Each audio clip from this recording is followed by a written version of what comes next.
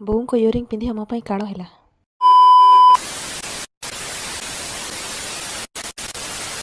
Hello friends, welcome back to my mini blog. मो ना शुभ्रज्योति, मु गाँव रहे।